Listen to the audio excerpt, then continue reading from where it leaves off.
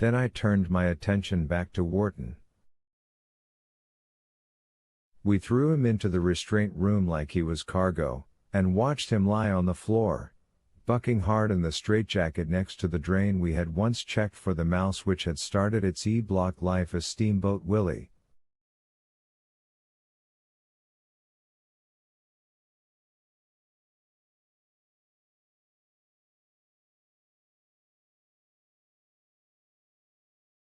I don't much care if he swallows his tongue or something and dies, Dean said in his hoarse and raspy voice, but think of the paperwork, boys.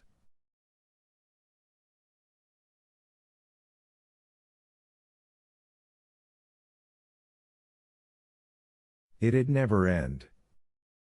Never mind the paperwork, think of the hearing, Harry said gloomily. We'd lose our damn jobs. End up picking peas down Mississippi.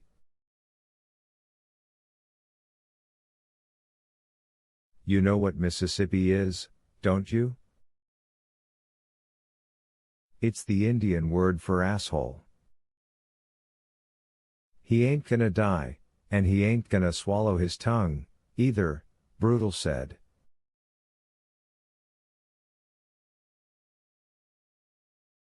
When we open this door tomorrow, he's gonna be just fine.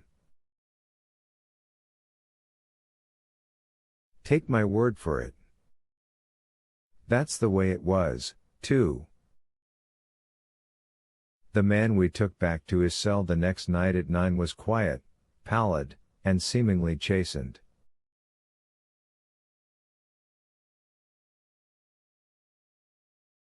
He walked with his head down, made no effort to attack anyone when the straitjacket came off, and only stared listlessly at me when I told him it would go just the same the next time, and he just had to ask himself how much time he wanted to spend pissing in his pants and eating baby food a spoonful at a time.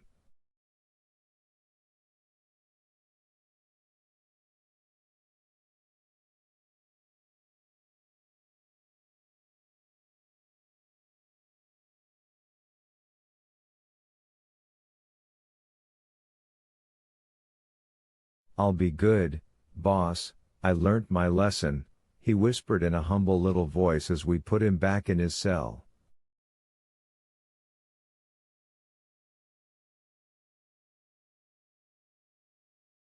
Brutal looked at me and winked. Late the next day, William Wharton, who was Billy the Kid to himself and never that bushwhacking John Law Wild Bill Hickok, bought a moon pie from old Toot Toot.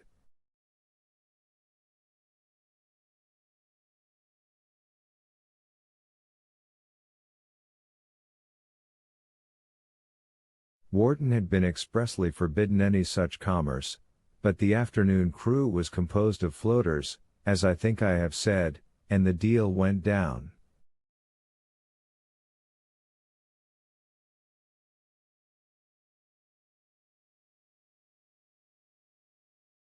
Toot himself undoubtedly knew better, but to him the snack wagon was always a case of a nickel is a nickel, a dime is a dime. I'd sing another chorus but I don't have the time.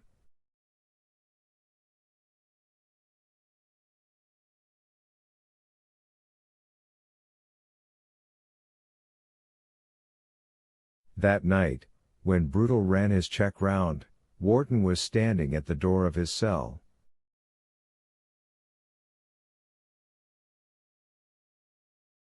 He waited until Brutal looked up at him, then slammed the heels of his hands into his bulging cheeks and shot a thick and amazingly long stream of chocolate sludge into Brutal's face.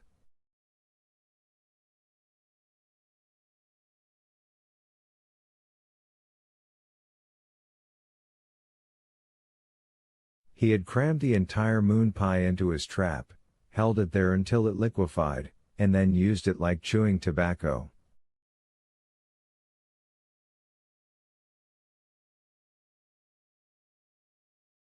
Wharton fell back on his bunk wearing a chocolate goatee, kicking his legs and screaming with laughter and pointing to Brutal, who was wearing a lot more than a goatee.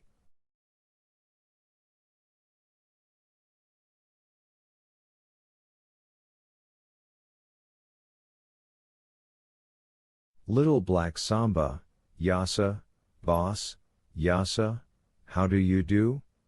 Wharton held his belly and howled.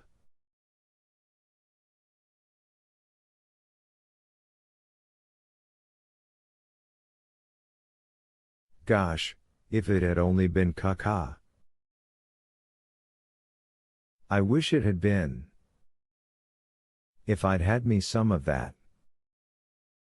You are caca, Brutal growled, and I hope you got your bags packed, because you're going back down to your favorite toilet.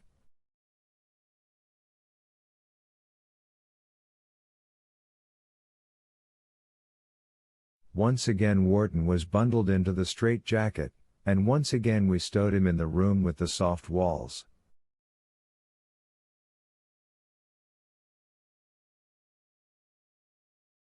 "2 days, this time.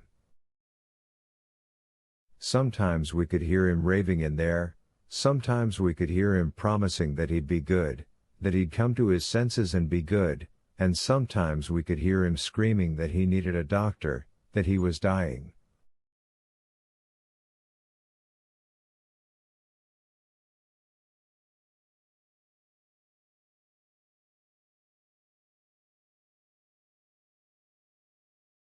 Mostly, though, he was silent.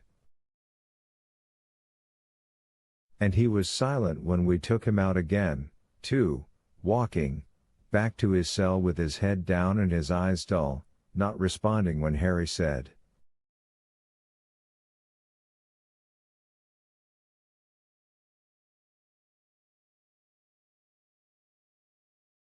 "Remember, it's up to you." He would be all right for a while, and then he'd try something else. There was nothing he did that hadn't been tried before, well, except for the thing with the moon pie, maybe. Even Brutal admitted that was pretty original, but his sheer persistence was scary.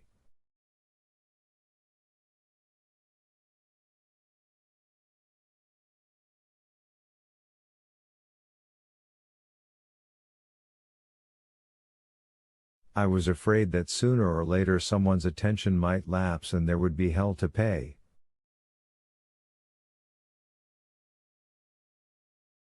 And the situation might continue for quite a while, because somewhere he had a lawyer who was beating the bushes, telling folks how wrong it would be to kill this fellow upon whose brow the dew of youth had not yet dried and who was, incidentally, as white as old Jeff Davis.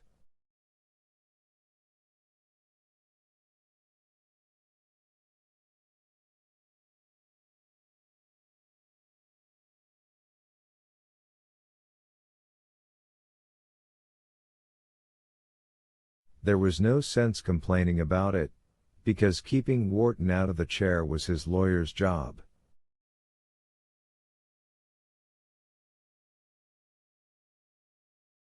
Keeping him safely jugged was ours.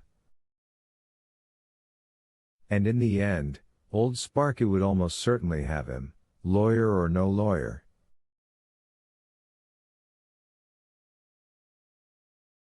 Six.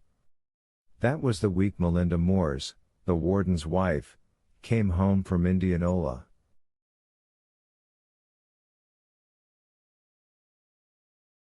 The doctors were done with her. They had their interesting, newfangled X-ray photographs of the tumor in her head. They had documented the weakness in her hand and the paralyzing pains that racked her almost constantly by then, and were done with her.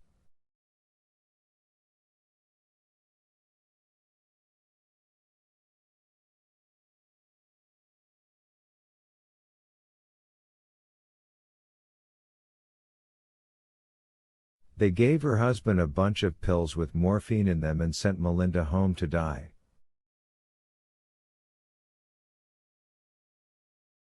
Hal Moores had some sick leave piled up, not a lot, they didn't give you a lot in those days, but he took what he had so he could help her do what she had to do.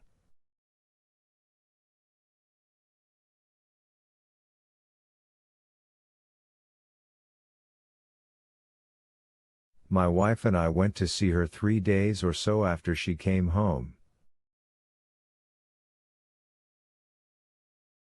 I called ahead and Hal said yes, that would be fine. Melinda was having a pretty good day and would enjoy seeing us.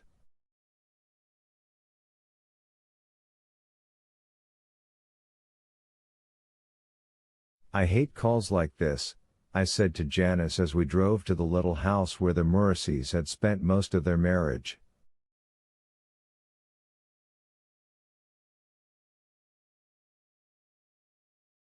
So does everyone, honey, she said, and patted my hand.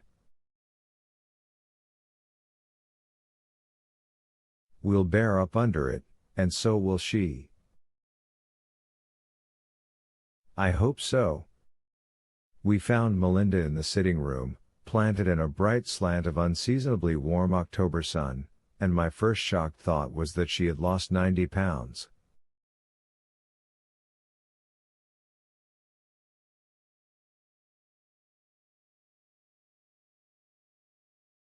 She hadn't, of course. If she'd lost that much weight, she hardly would have been there at all, but that was my brain's initial reaction to what my eyes were reporting.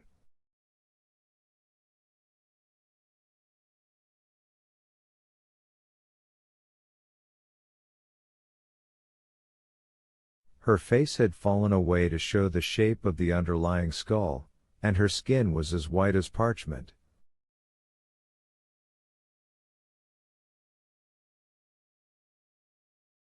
There were dark circles under her eyes.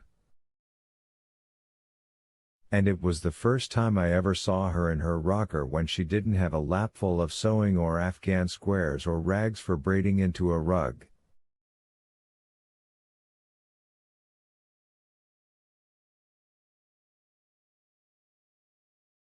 She was just sitting there. Like a person in a train station. Melinda, my wife said warmly.